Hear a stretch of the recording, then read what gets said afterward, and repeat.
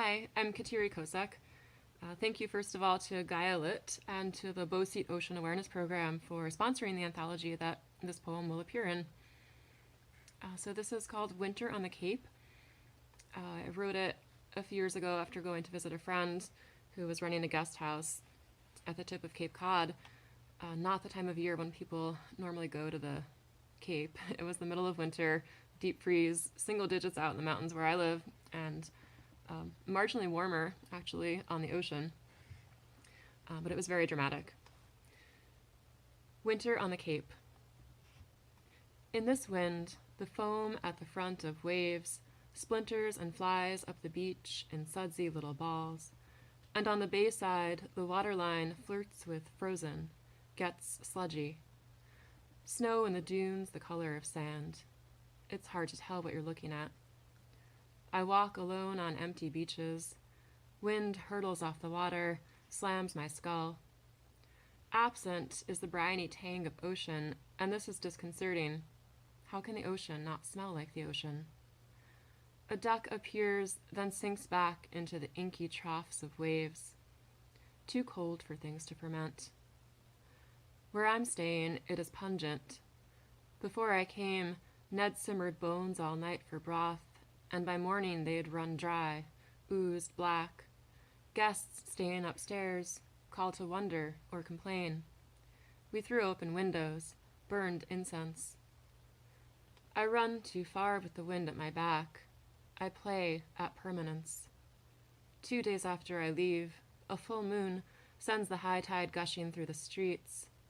Dune changes, washout. The beach stretches on, and it's a long way back. I even out, settle into a space where I won't crack. Wet sand creased like a wrinkled brow, snow in the crevices. This morning, Ned said he dreamt about me, but he didn't say how, and I didn't ask. Away from the beach, out of the wind, coyote tracks edge onto a frozen pond. I walk through stunted trees until warmth blazes in my farthest places. I think what they say is true, that to get something, you have to stop wanting it.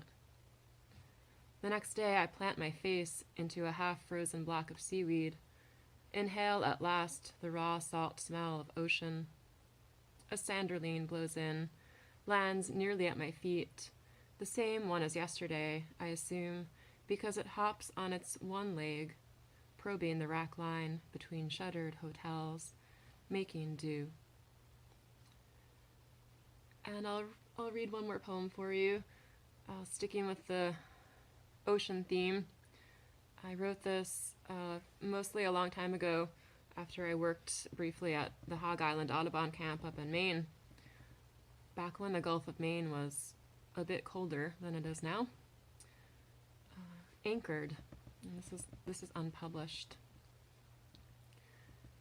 Once I planted my weight into the bow of a boat somewhere in Muscongas Bay, and 3 or 4 of us, leaning hard, heaved the anchor up from the cold Maine waters.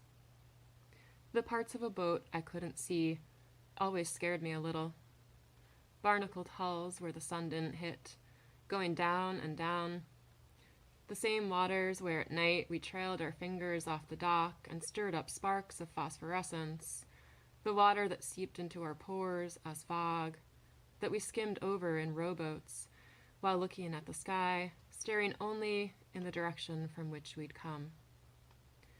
When the anchor finally appeared, poised below the railing, as if torn from the waterlogged underbelly of some beast, I remember I was astounded by the shining mass of kelp and seaweed choking it, wide, twisted strands with roots in the sea, which I desperately tore from the metal to free it from the ocean before our straining muscles would give out, so we could move on, release hold of that island named Harbor, its fields of raspberries and caves, the osprey and their frantic, directionless cries, as if we needed anything to hold us down.